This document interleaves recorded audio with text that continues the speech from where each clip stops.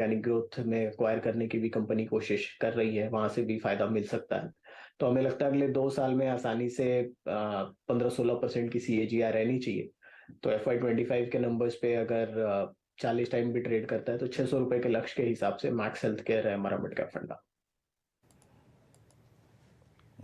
Max health care आपका mid cap फंडा है। ये 4 ट्रेड्स हमने स्क्रीन पे पिक किए, एक एक करके मैं सारे के सारे ट्रेड्स जो हैं वो आपके स्क्रीन पर देता हूं। हमने शुरुआत की थी जिन ट्रेड से, उसमें पहला ट्रेड आया था सस्ता ऑप्शन, और इस ट्रेड को पिक किया गया था शिल्पा जी के साथ। यहाँ पे कमिंस की कॉल थी। Cummins strong structure, strong breakout morning में विजिबल था 33 के, अगर आप देखें लक्ष्य के लिए 1700 की कॉल ऑप्शन आपको लेनी है।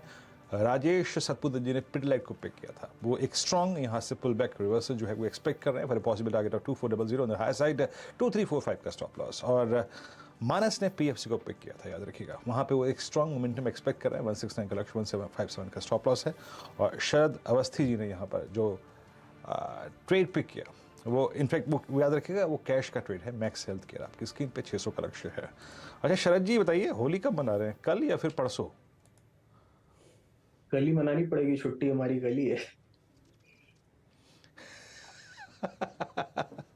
हाँ यही यही, अगर आप देखिए मुंबई में तो आई मीन कोई दिक्कत की बात नहीं है। आप तो खैर कलकत्ता में हैं। राजेश जी कल ही? क्या वीरेंद्र जी, ठीक से सुना नहीं मैंने। होली कब? कल ही बनाएंगे आप भी? पता नहीं। वीरेंद्र जी अभी तक वो कंफर्म नहीं नहीं, है। हमारे दिल्ली एनसीआर में तो 8 नहीं, महाराष्ट्र में कल है होली सर, कोई कंफ्यूजन मत रहिएगा। हाँ हम दिल्ली वासी जो है ना, दिल्ली वासी, वो मनाएंगे 8 तारीख को, तो हमारे तो छुट्टी है उस दिन। बाकी आशीष जो है वो संचालन करेंगे और अनुज जो है संचालन करेंगे मॉर्निंग के प्रोग्राम का, याद रखिएगा 8 तारीख को। मतलब ऐसे ही कह रहा हूँ मजाक में। एक दो ट्रेड्स और ले लेते हैं, चलिए मैं ऐसी बीच में बात कर रहा था इसकी।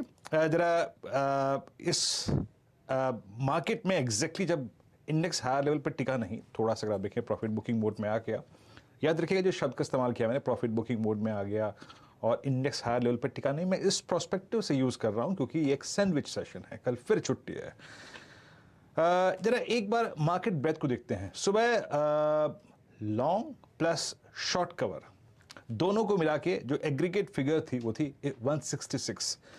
अभी जज करने की कोशिश करते हैं कि एग्जैक्टली ये फिगर्स कहाँ रोटेट कर रही हैं, कहाँ कितनी लॉन्ग अनवाइंडिंग, कितनी शॉर्ट कवरिंग, कितनी फ्रेश बाइंग, और कहाँ पे अगर आप देखें तो थोड़ा सा शॉर्ट स्क्यूज है। डॉक्टर साहब वो आंकड़े लिखे आइए, स्टैट्स लिखे आइए मेरे को, क्योंकि स्क्रीन पे बहुत ज़्यादा ट्रेड्स अब विजिबल नहीं है तो मैं ज़्यादा ट्रेड्स में इंडल्ज यहाँ पर नहीं होऊंगा। और इस बात को देखते हुए कि कल छुट्टी भी है, यहाँ पर खामखा अगर आप देखें अनवांटेड रिस्क नहीं लेना चाहिए।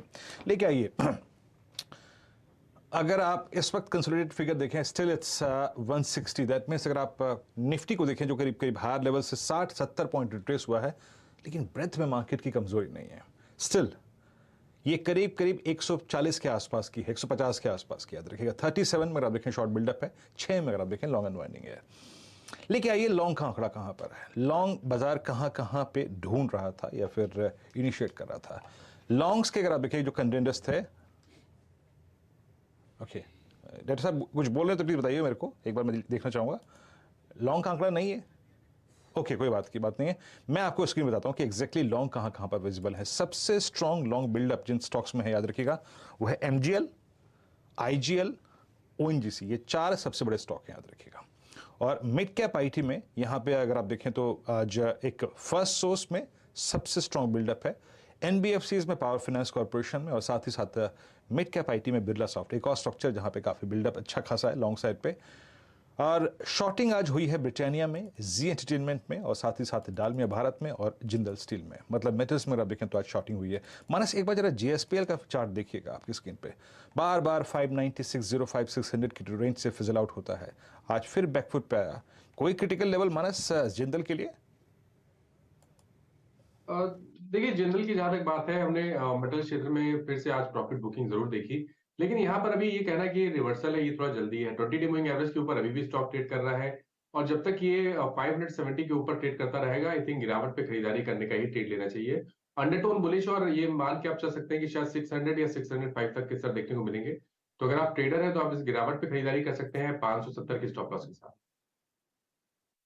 तो ये फिलहाल आपके लिए इस समय एक जीएसपीएल पर कुछ ही देर पहले हमने व्यू दिया था और ये इंटरेस्टिंग ट्रेड्स आपके लिए उभर कर आ रहे हैं। एक बार अदानी एंटरप्राइजेस आपकी स्क्रीन पर लेकर आएंगे। अदानी एंटरप्राइजेस आपको याद होगा जिस दिन हिंडनबर्ग की रिपोर्ट आई थी, लगभग आई थिंक 25 जनवरी था, स्टॉक नियरली 3396 का हाई दिखा चुका था और उसके बाद हमने देखा एक तरफा बिकवाली का दबाव। एक महीने का चार्ट आपकी स्क्रीन पर रखेंगे हम। हालांकि फिर जब गिरते गिरते 1181 पर संभला, वहां से तेजी आई और 2000 तक के लेवल्स देखने को मिले हैं। अब भी इसको एक अच्छा खासा गैप भरना है 2000 से, ऑफ कोर्स वो 3376 के लेवल्स तक।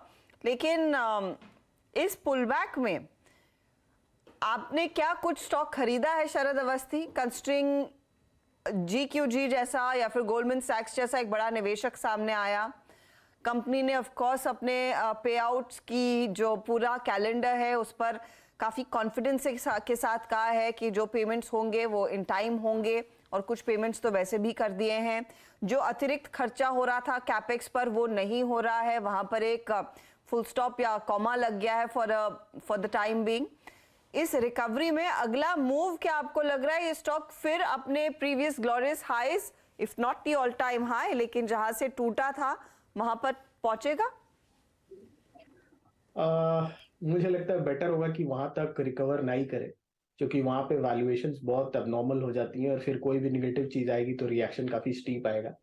बट अभी जहाँ पे है मुझे लगता है वैल्यूएशंस को आप फेयर बैंड बोल सकते हैं ज्यादातर स्टॉक्स में इस ग्रुप के, और फ्यूचर ग्रोथ काफी स्ट्रांग रहने की उम्मीद है। अब ये सेटबैक के बाद इनको कितना टाइम लगता है वापस से वैसे ग्रोथ के ट्रेजेक्टरी को क्रिएट करने में, वो एक चीज है जो मॉनिटर करनी पड़ेगी, क्योंकि अभी तक तो बहुत अग्रेसिवली ग्रो कर रहे थे, लीवरेज पे लीवरेज करके ग्रो करते ही जा रहे थे और एक decent growth rate track record है पिछले 8-10 साल का। लेकिन अब यहाँ के बियॉन्ड जहाँ पे ये स्टॉक्स की वैल्यू अब आ गई है, ऐसा नहीं है कि अब ये वापस बहुत सस्ते हैं या बहुत बहुत मतलब अट्रैक्टिव है इन लेवल्स पे। हम लोगों ने पर्टिकुलरली कुछ ऐसा बाइंग वगैरह तो नहीं किया है इन दिनों में, बट हमने नीचे के लेवल पे क्लाइंट्स को रिकमेंड किया था कि अब डिस्कम्फर्ट बहुत कम है वैल्यूएशंस में और थोड़ा भी स्पाइक है, थोड़ा भी रिकवरी आती है तो स्ट्रॉन्ग रिकवरी आ सकती है। बट अब इन वैल्यूएशंस पे वापस आपको थोड़ा सा वेट करना चाहिए जब तक डस्ट सेटल नहीं होती और कंपनी अपनी फ्यूचर ग्रोथ की ट्रैजेक्टरी क्लियर नहीं करती, क्योंकि ज्यादातर बिजनेसेस में जो वैल्यूएशन है वो फ्यूचर ग्रोथ के बेसिस पे आएगी रादर देन पास्ट परफॉर्मेंस पे। और फ्यूचर ग्रोथ अगर इनको लीवरेज नहीं मिल रही है या नए इक्विटी फ्लोज ये नहीं जमा कर पा रहे हैं तो वहां पे थोड़ा सा हिंड्रेंस फ्यूचर ग्रोथ में आ सकता है, जिसका असर आपको वैल्यूएशन पे भी दिखेगा। तो 1-2 क्वार्टर वेट करिए, देखिए कैसे पीटर आउट होता है, क्योंकि अब वैल्यूएशन बहुत अट्रैक्टिव ऐसा नहीं है। तो 1-2 क्वार्टर वेट करिए, उसके बाद पोजीशन लीजिए जैसा कंपनी आउटलुक देती है उस हिसाब से। जब आपने ये कहा कि आपने अपने क्लाइंट्स को सुझाया था, ये किस तरह के क्लाइंट्स है? ये क्या प्राइमरीली HNI क्लाइंट्स है? ये रिटेल को तो मेरे ख्याल में हिम्मत नहीं है इन स्टॉक्स में पैसे लगाने की। नहीं, देखिए जो इन्फॉर्म्ड क्लाइंट है, फिर वो रिटेल में हो चाहे HNI हो, जो थोड़ा सेंसिबल क्लाइंट्स है, जो थोड़ा स्टडी करके पैसा डालना चाहते हैं, टिपिकल ट्रेडर नहीं है खाली कि